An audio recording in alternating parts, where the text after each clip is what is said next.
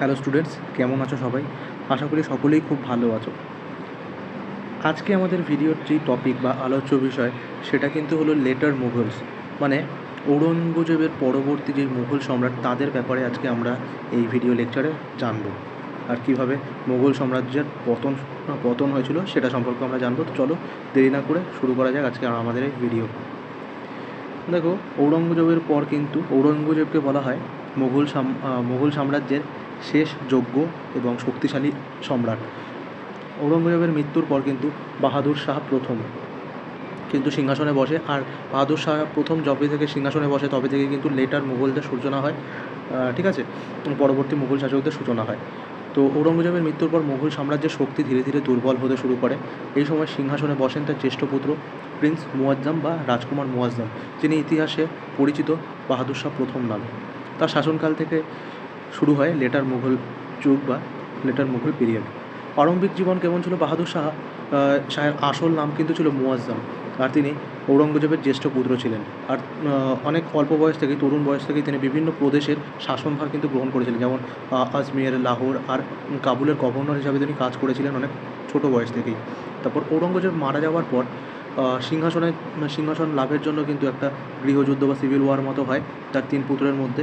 আর এই যে war of succession, তাতে কিন্তু জয়ী হয় বাহাদুর শাহ প্রথম এবং তিনি 1707 সালে এই যুদ্ধ জয়ী হওয়ার পর সিংহাসনে বসেন। দেখো, ঔরঙ্গজেবের মৃত্যুর পর কিন্তু বিভিন্ন জায়গায় রিজিওনাল রিভোল্ট বা বিদ্রোহ চালু হয়।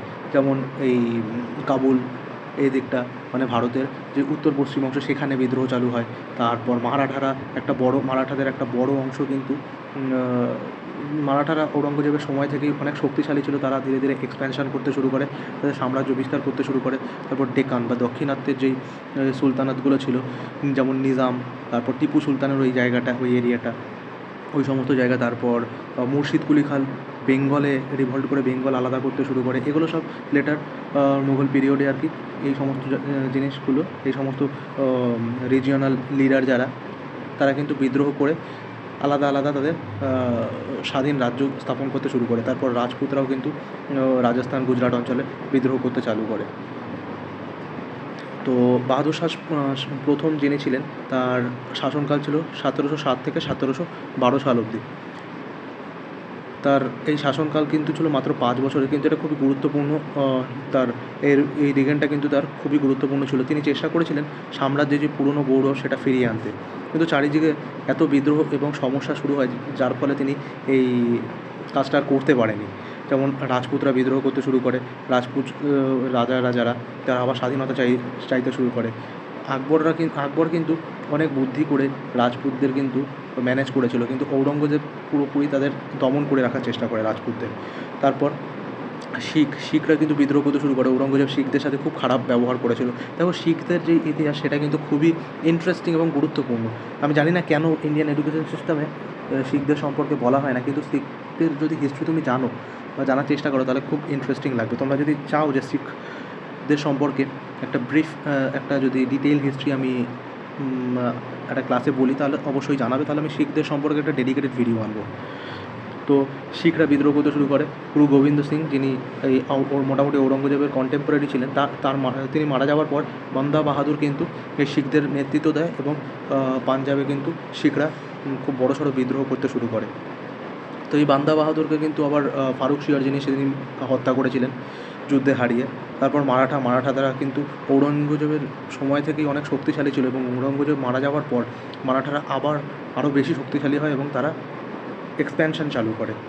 আর ডেকান অঞ্চলে বা দাক্ষিণাত্য অঞ্চলে অশান্তি বাড়ে এবং সেখানেও অনেক স্বাধীন রাজ্য তৈরি হয়ে যায়।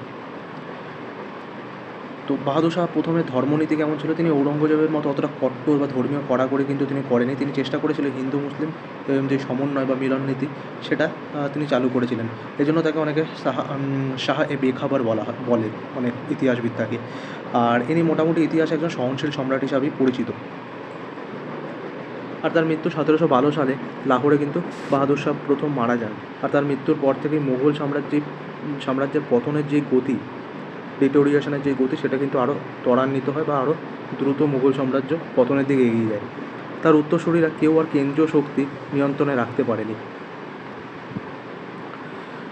বাহাদুর শাহ ছিলেন বাহাদুর শাহ প্রথম ছিলেন শেষ ক্ষমতাবান মুঘল সম্রাট, যিনি ঔরঙ্গজেবের পর মোটামুটি সাম্রাজ্যটাকে একটু টিকিয়ে রাখার চেষ্টা করেছিলেন। এবং তারপর থেকে এমন দুর্বল সম্রাটরা আসেন, আর সেখান থেকে কিন্তু মুঘল এম্পায়ার বা মুঘল সাম্রাজ্যের যে পতন, সেটা কিন্তু আরও দ্রুত হতে চালু করে। তো বাহাদুর শাহ প্রথমের মৃত্যু হয়েছিল বাহাদুর শাহ প্রথম 1712 সালে, এবং তারপর কিন্তু তার পুত্র জাহাদার শাহ কী করে সিংহাসনে বসে। বাহাদুর শাহ মৃত্যুর পর আর কি একটা সিংহাসনের জন্য একটা গৃহযুদ্ধ চালু হয়, ওয়ার অফ সাকসেশন চালু হয়। আর এই যুদ্ধে বিজয় হন তার পুত্র জাহাদার শাহ, এবং তিনিই হন পরবর্তী সম্রাট। কিন্তু তিনি কিন্তু মাত্র 1 বছর শাসন করেছিলেন, 1712 থেকে 1713 খ্রিস্টাব্দ অবধি। এর কারণও ছিল, কারণ ইনি খুব অযোগ্য একজন জঘন্য রাজা ছিল। ইতিহাসবিদেরা বলে এনার সম্পর্কে ইনি খুব ভোগবিলাসী, হিডনিস্টিক টাইপের একজন রাজা ছিলেন। তিনি খুব কম জামা কাপড় পরতেন, আর তার যে রেডিয়াস রয়েছে সার্কেল, সেখানে সবসময় সুন্দরী মহিলাদের রাখতেন। আর তিনি সবসময় নারী আর ওয়াইন বা সুরা যেটা, তার প্রতি আসক্ত থাকতেন। তবে এরকম যদি রাজা হয়, তাহলে সেই সাম্রাজ্যের কিন্তু পতন নিশ্চিত, আর সেই রাজাও কিন্তু খুব বেশি দিন শাসন করতে পারে না। তার যেই 1 বছরের শাসনকাল ছিল, সেই 1 বছরের শাসনকালেই স্পষ্ট হয়ে যায় যে মুঘল সাম্রাজ্য কিন্তু আর আগের মতো শক্তিশালী নেই। তারপর তার রাজত্বের বৈশিষ্ট্য কী ছিল, যেটা বললাম, জাহাদার শাহ ছিল অত্যন্ত বিলাসী এবং দুর্বল স্বভাবের শাসক। রাজনীতির চেয়ে তিনি সবথেকে বেশি সময় কাটাতেন ওই নারীদের প্রতি। আর তার সবথেকে প্রিয় একজন উপপত্নী ছিল, তার নাম ছিল লাল কুয়া। তার সঙ্গে সবথেকে বেশি সময় কাটাতেন তিনি। আর তার যেই প্রশাসনিক কাজ, সেটা কিন্তু চালাতো তার শক্তিশালী উচ্চবিলাসী মন্ত্রী জুলফিকার খান। ঠিক আছে, রাজার যেই কাজ সেই কাজ করছে না, সেই কাজ করছে অন্য একজন বিউরিয়াক্র্যাট। তাহলে সেই রাজা আর কতদিন বা শাসন করতে পারবে? জুলফিকার খান কিছু ভালো কাজ করেছিল, যেমন ঔরঙ্গজেবের মতো ধর্মীয় কড়াকড়ি তিনি বন্ধ করে দিয়েছিলেন। তিনিও মোটামুটি সহনশীলতার ধর্মনীতি চালু করেন। আর তিনি একটা খুব ভালো কাজ করেছিলেন, সেটা হলো রাজপুত, মারাঠা আর শিখদের সাথে একটা সমঝোতার নীতি করে তিনি কিন্তু রাজত্ব চালাতে চেয়েছিলেন। কিন্তু তার পরবর্তী যেই দুর্বল শাসকেরা রয়েছে, তারা এতটাই দুর্বল ছিল যে তাদের এই জিনিসটাই ছিল না যে কীভাবে রাজপুত, মারাঠা, শিখদের একসাথে নিয়ে তাদের সাথে কীভাবে সমঝোতা করে শাসন করতে হবে, সেই জিনিসটা তাদের মধ্যে ছিল না। যার কারণে এই জুলফিকার খান এই যে সমঝোতা নীতিটা চালু করে, সেটা দীর্ঘস্থায়ী হয়নি। এরপর জাহাদের শাহ 1713 খ্রিস্টাব্দে কী হয়, 1713 খ্রিস্টাব্দে একটা যুদ্ধ হয়। সেই যুদ্ধে দেখো, বাহাদুর শাহ প্রথমের একজন নাতি ছিল, তার নাম ছিল ফারুক শিয়র। ফারুক শিয়রও খুব ইম্পর্টেন্ট, এরপর ফারুক শিয়রের সম্পর্কে পড়ব। ফারুক শিয়র রাজপুতানা অঞ্চল বা রাজপুত অধ্যুষিত যেই অঞ্চল, সেই অঞ্চলে তাদের সেই রাজপুত রাজাদের সাহায্য নেয়। এবং সৈয়দ ভ্রাতৃদ্বয় খুব ইম্পর্টেন্ট লেটার মুঘলে, কারণ তাদের বলা হয়, সৈয়দ ভ্রাতৃদ্বয়কে কিং মেকার বলা হয়। এই তিনজন এর সাহায্যে কিন্তু এই দুজনের সাহায্যে, রাজপুতদের সাহায্যে আর সৈয়দ ভ্রাতৃদ্বয়দের সাহায্যে দিল্লিতে আক্রমণ করে দেয় 1713 সালে। আর জাহাদার শাহকে ক্যাপচার করে নেয়, পরাজিত করে এবং বন্দি করে নেয়। পরবর্তীকালে তাকে হত্যা করে। এরপর জাহাদার শাহর পর কিন্তু ফারুক শিয়র সিংহাসনে বসে। তো সৈয়দ ভ্রাতৃদ্বয়ের প্রভাব, সৈয়দ ভ্রাতৃদ্বয় আর কি ফারুক শিয়রকে আপলিফ্ট করেছিল সিংহাসন লাভের জন্য। সৈয়দ ভ্রাতৃদ্বয়ের দুজন ভাই ছিল, তাদের সৈয়দ ভ্রাতৃদ্বয় বলা হয়। একজন ছিল আবদুল্লাহ খান আর একজন ছিল হোসেন আলী খান। এই দুজনের সহায়তায় কিন্তু ফারুক শিয়র কী করে ক্ষমতায় আসে। আর এই সৈয়দ ভ্রাতৃদ্বয়কে কিন্তু কিং মেকার বলা হয়, এটা মনে রাখবেন, কিং মেকার বলা হয় সৈয়দ ভ্রাতৃদ্বয়কে। তিনি শিখদের দমনের নীতি চালু করেন। তার সময় শিখ নেতা যেই বান্দা সিং বাহাদুর, যার কথা আমি আগে বলেছিলাম, তাকে কিন্তু বন্দি করে এবং হত্যা করে 1716 সালে। তারপর ফারুক শিয়রের ফরমান তোমরা জানো, গোল্ডেন ফরমান জারি করেছিলেন 1717 সালে। এত মানে তোমার মূর্খ কাজ করেছিল, মাত্র 3000 টাকা বার্ষিক পেমেন্টের বিনিময়ে, 3000 টাকা বার্ষিক পেমেন্টের বিনিময়ে কী করেছিল, বাংলা, বিহার আর ওড়িশায় ইংরেজদের যেই ট্রেড ছিল সেটাকে ফ্রি করে দেয়। মানে ইংরেজরা 3000 টাকা বার্ষিক দিয়ে দিত ফারুক শিয়রকে, তার বদলে সারা বছর তারা ফ্রিতে ট্রেড করতো। যার ফলে ব্রিটিশরা কিন্তু অনেক আর কি ছাড় পেয়ে গেছিলো অনেক জিনিসে, এবং দেশীয় যে সমস্ত তোমার ব্যবসায়ী ছিল তারা কিন্তু মার খেয়ে গেছিলো। আর এইভাবেই আস্তে আস্তে ব্রিটিশরা শক্তিশালী হতে শুরু করে।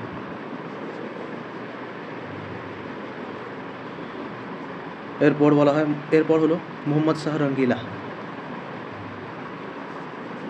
মোহাম্মদ শাহ রঙ্গিলার সময় কিন্তু হায়দ্রাবাদের নিজাম উল মুলক, বাংলার মুর্শিদ কুলি খান এবং অযোধ্যা বা আওয়াধের সাদাত খান কিন্তু স্বাধীন হতে শুরু করে।